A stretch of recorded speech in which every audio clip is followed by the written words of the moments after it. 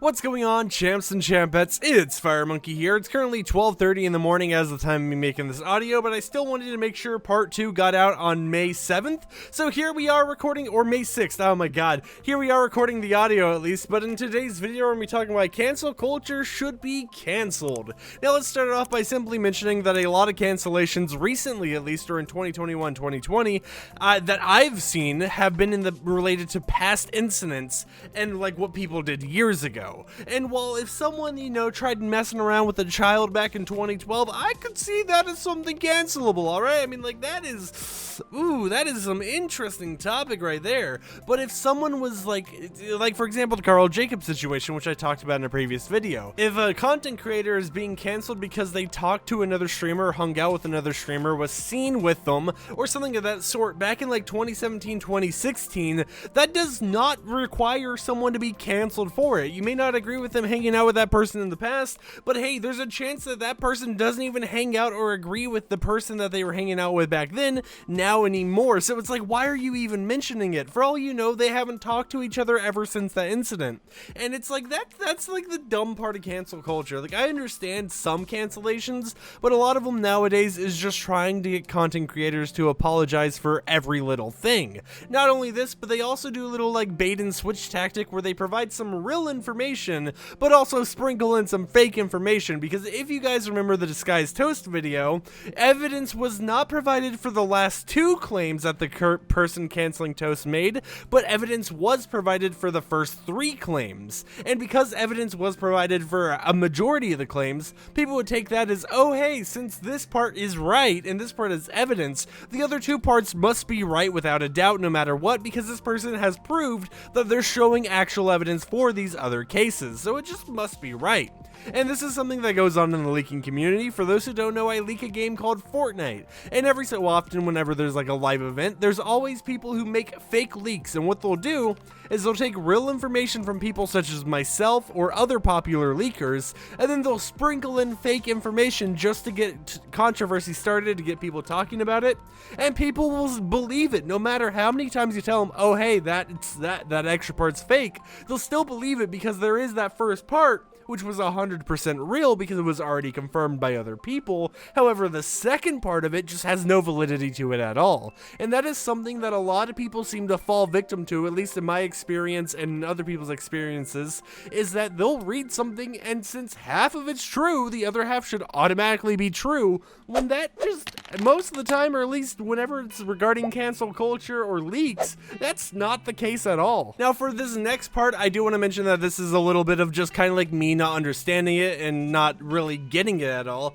but people will cancel someone and then say you can't accept this person's apology, or you can't say if they should or shouldn't be canceled if you're not insert thing here. And it's like, okay, I kinda get it, but at the same time, are you the insert thing here, the person? So like, let's say you cancel someone, but you're not the thing that can apologize for, like, you're not the thing that can accept a creator's apology for. Can you cancel someone but not accept the person's, like, I don't know, it's just so confusing because it's like you can't accept the apology if you're not insert thing here, but in my opinion, it's an apology. It's publicly posted. I mean, like, sure, your acceptance of it doesn't really convey the message or acceptance of the general public for other people that may be actually targeted by the part of being canceled, but at the same time, it's like, why can't I accept someone else's apology if I'm not a specific thing related to the cancellation? I should be able to be like, oh hey,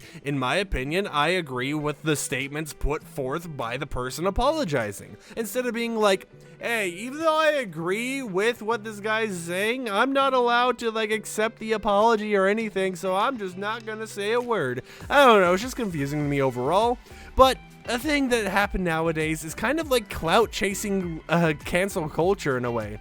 So what I mean by this is people know that they get attention from canceling another creator, and they know by using the right hashtags, especially if something's trending, that unexpected eyes could find it, retweet it, like it, be like, oh my god, thank you for notifying me about this, to the point of where it blows up exponentially, and the person who originally created the post gets a ton of attention from it, and then if a creator responds, the people trying to cancel the creator feel rewarded because they're like, oh hey, I tried to cancel this guy and there was some fake, or maybe it was just completely real, and I managed to actually get a response. They saw my post and I felt rewarded for it. Maybe I should do this more often, because not only is it good for canceling creators, but it's also good for the analytics on my Twitter account that don't matter at all. Now, don't get me wrong, not every person who's trying to cancel a creator is trying to feel rewarded or trying to get a response or anything. They're just trying to bring to light some issues that are going on with this creator. But that's the thing, a lot of people try bringing up even the most minuscule issue in the world and trying to cancel people for it, while people who are actually trying to cancel creators that deserve being canceled, such as people who have a thing for grooming minors or grooming people in general, they don't really get that much attention usually, or at least if they do, it usually gets mixed in and mentioned into this whole broad topic of cancel culture, where there's people canceling a Minecraft creator because, I don't know, maybe they accidentally farted and the fart sounded very native Indian or some weird thing like that.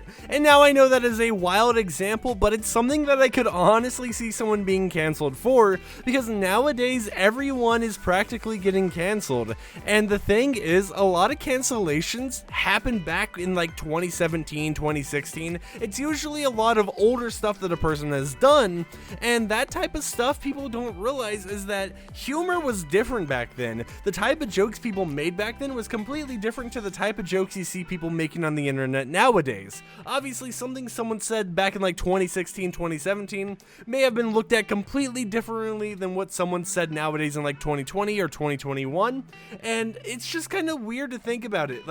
Back then, it was completely fine to say some of these things, but nowadays, it's not fine to say those things, and I feel that it has something to do with just in general people wanting to cancel others, people wanting something to say, and at the end of the day, the reason why an apology usually gets made is because an apology has to be made. If you guys remember back to the whole Keemstar versus H3H3 situation, that wasn't really cancel culture in a way, but what happened was these two people were getting their fans to actually get sponsors taken away from both creators. And while there is a little bit of gray area where Keemstar being hey guys, do not report, is putting stuff really suspiciously worded, trying to make it look like he doesn't want someone's sponsors to be taken away, but saying it in a way where people are going to try getting that person's sponsors taken away. That's that kind of explains cancel culture as a whole though, because it's if you think about it, when people are trying to cancel someone, they may have proper reasons, they may have incorrect reasons, reasons that shouldn't really be cancelable. The reason why a creator usually responds is because they're trying to save their career as a YouTuber or streamer or whatever they are. They're trying to save their job pretty much so that they don't have to deplatform themselves like Call Me Carson had to do, and have to just kind of go nomad, try getting a job somewhere else and try forgetting their YouTube life or Twitch life, Twitter life, whatever it may be. And that's the thing. That's what a lot of cancellations end up resulting in. The apologies, sometimes they're sincere, but most of the time when someone actually has to apologize for something, if it wasn't something that bad, or it wasn't something that they personally think was bad, they usually just make an apology to save their brand so they can continue making content. You gotta keep in mind that sure, you may be oh hey, there's this content creator, I'm gonna stand for them, I'm changing my profile picture to their face, I'm gonna do all this stuff, and while that's cool and all, the thing is, the people who seem to cancel others are the ones who see a content creator as their life. They're the ones who make their whole entire world related to a content creator. And that's the crazy part of it. There's been so many times where I'll see a cancellation and the person will be hashtag MCYT Minecraft Twitter in their Twitter name, their bio, whatever it may be, and they'll always have a weird profile picture related to another creator. And the thing is, it's always the people, if it's a non-serious cancellation, it usually comes from, at least from what I've seen on Twitter, people who have a massive stan persona and make their whole life dedicated around a single content creator. And you have to keep in mind, these creators, you don't know everything about them. Just because you see a content creator on YouTube, Twitch, wherever it may be, be, you don't know what's actually going on in their life. You don't know what jokes they're telling outside of Twitch or YouTube. You don't know what they do on a daily basis, because streamers only try to show the good side of them, or the good side of their life, to the camera, because people look up to those streamers and YouTubers. But the thing is, behind the scenes, like Disguised Toast even said, and Asmongold even said in his video, people make jokes. People may make edgy jokes outside of the camera, but on camera you never see that, so you can't really cancel them. And it's like, their friends understand that it's jokes, so their friends aren't going to go to Twitter and be like,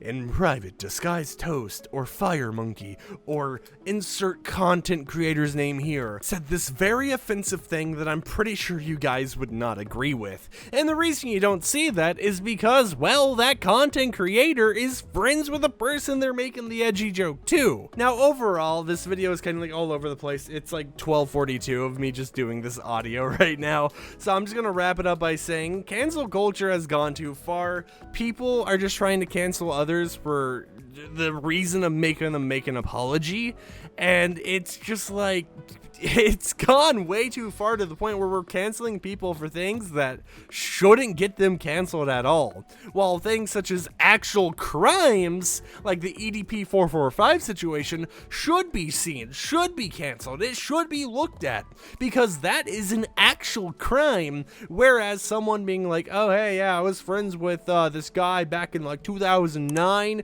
who was very offensive, and you know what, we're gonna cancel that guy for that because you know, it's 2021, and those jokes that the guy says nowadays, even though they don't talk to each other and haven't in years, this means we have a very offensive streamer on our hands. And that's what it seems like nowadays, how people try canceling others. But with that said, my name's FireMonkey.